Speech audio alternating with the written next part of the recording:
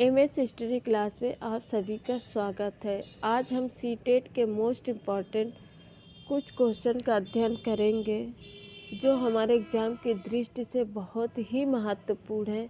ये 2 या 3 नंबर का ज़रूर से ज़रूर पूछा जाता है।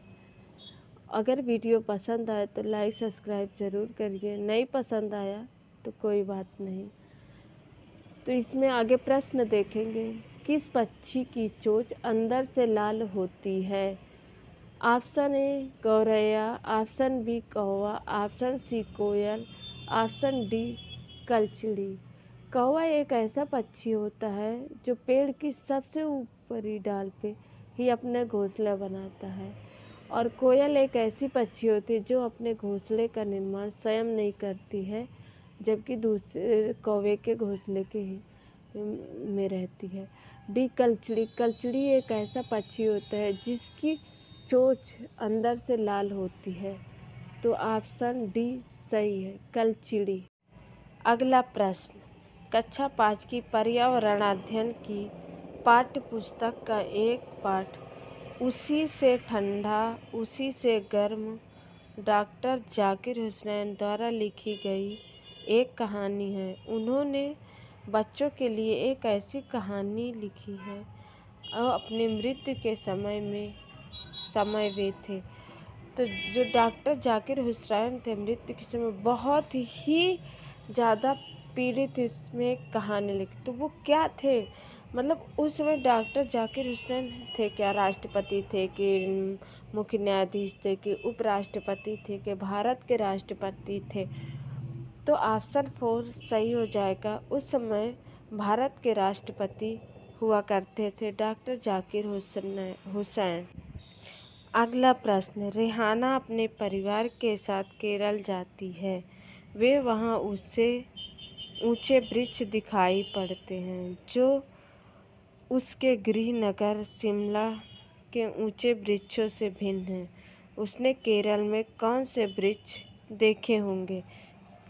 तो रेहाना जब जाती है, केरल जाती है, तो उसको बहुत ऊंचे ऊंचे से वृक्ष देखे। तो उसने किस चीड़ का देखा, कि नारियल का देखा, कि सेब का देखा, कि लीची का? तो केरल में सबसे ज़्यादा, सारे लोगों ने सुना होगा कि केरल में सबसे ज़्यादा किसके वृक्ष पाए जाते हैं? नारियल के। तो रेहाना ने सबसे ऊंचे ऊंचे वृक्ष किसके देखे? नारियल के। तो आंसर नंबर 2 सही होगा, नारियल। प्रश्न नंबर अगला। कौन सा पक्षी अपना घोंसला अलमारी के ऊपर आईने में बनाता है? पहला कौवा, दूसरा गौरैया, तीसरा कोयल, चौथा इनमें से कोई नहीं।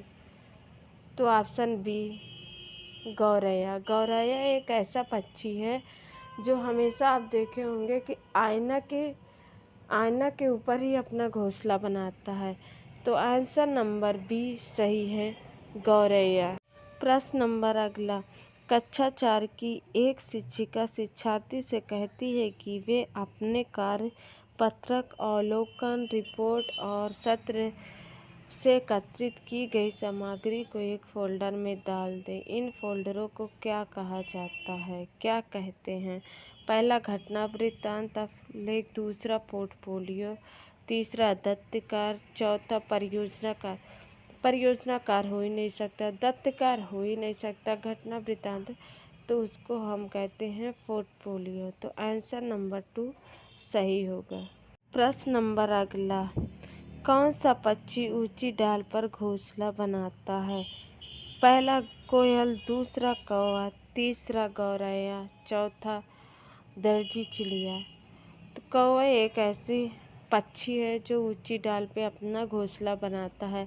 आंसर नंबर बी सही है, कौवा। प्रश्न नंबर अगला। पर्यावरण अध्ययन की पाठ्यपुस्तक में प्रचुरता भाषा क्या है?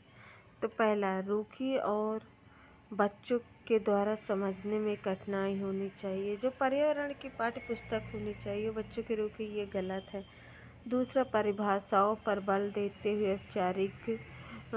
औपचारिक बनाई जानी चाहिए। परिभाषाओं पर तो बल बिल्कुल देना ही नहीं चाहिए।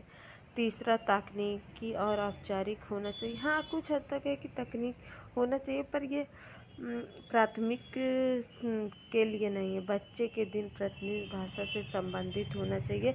तो हमेशा क्या होता है, बच्चों से संबंधित होना, जो दिन प्रतिदिन अपने भाषा अपने वातावरण में देखते हैं। तो ऑप्शन नंबर 4 सही हो जाएगा। अगला प्रश्न, शिक्षक को इन उत्तरों का सामना किस प्रकार करना चाहिए? उनके विचारों तक पुनः पहुंचाने के लिए एक चर्चा आरंभ करना चाहिए। हाँ, ये कुछ सही तक सही। अगला देखते हैं, बच्चों को बात बता दे कि वे गलत है। ये तो गलत है। तीसरा नंबर, जल चक्र का एक मानक चार्ट प्रदर्शित करना चाहिए। ये भी गलत है। चौथा, वाष्पीकरण की परिभाषा देते और बच्चों को उसे याद रखने के लिए कहें। ये तो रटंत विद्या में आ गया। रटने को तो फोर्स करना ही नहीं चाहिए। तो इसमें फर्स्ट पहला नंबर सही है। उनके विचारों तक पुनः पहुंचाने के लिए एक चर्चा। हाँ, उनके विचारों को हमको जानना है, तब उनको उस विषय में उनको पहुंचाना। तो ऑप्शन नंबर फर्स्ट सही हो जाए। अगला प्रश्न, निम्नलिखित में से कौन सा पक्षी कैंटॉक्स पौधे को के बीच अपना घोंसला बनाता है? कौन सा ऐसा पक्षी है जो कैंटॉक्स पौधों के बीच अपना? पहला फक्ता, दूसरा शंखखोर, तीसरा बया, चौथा कलचिड़ी। तो फक्ता एक ऐसा पौधा होता है जिसे कैंटॉक्स के पौधे अपना घोंसला तैयार करता है। तो इसमें पहला सही हो जाएगा, फक्ता। अगला प्रश्न, ईवीएस में मानचित्र कौशल है। तो पहला, रिकॉर्डिंग कौशल को विकसित करता है ईवीएस। ये गलत है।